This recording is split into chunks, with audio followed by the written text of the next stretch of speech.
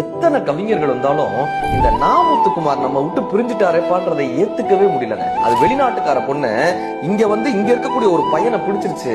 அந்த இடத்துல எழுதுறாரு, எந்த மேகம் இது எந்த வாசல் வந்து எங்கும் ஈரமழை தூவுதேன்னு எழுதியிருப்பாரு. அந்த பொண்ணு தான் உன்னை கண்டுக்கவே இல்லையாப்பா, அப்புறம் அந்த பொண்ணை காதலிக்கிறார்.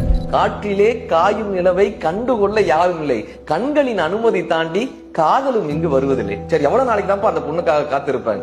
உனக்கெனவே காத்திருந்தாலே காலடியில் வேர்களும் முளைக்கும். வேறு முளைக்கிற அளவுக்கு நான் காத்திருப்பேன். அந்த பொண்ணுதான் உன்னை காதலிக்கல, வேற பொண்ணை பார்க்க வேண்டியதானே? ஒரு முகம் மறைய மறுமுகம் தெரிய கண்ணாடி இதயம் இல்லை. எப்பா, அந்த பொண்ணோட அப்பா யார் தெரியுமா? அண்ணன் யார் தெரியுமா? எப்படி நீ ஜெயிப்ப? மின்சார கம்பிகள் மீது மைனாக்கள் கூடு கட்டும், நம் காதல் தடைகளை தாண்டும் நிலைப்ப.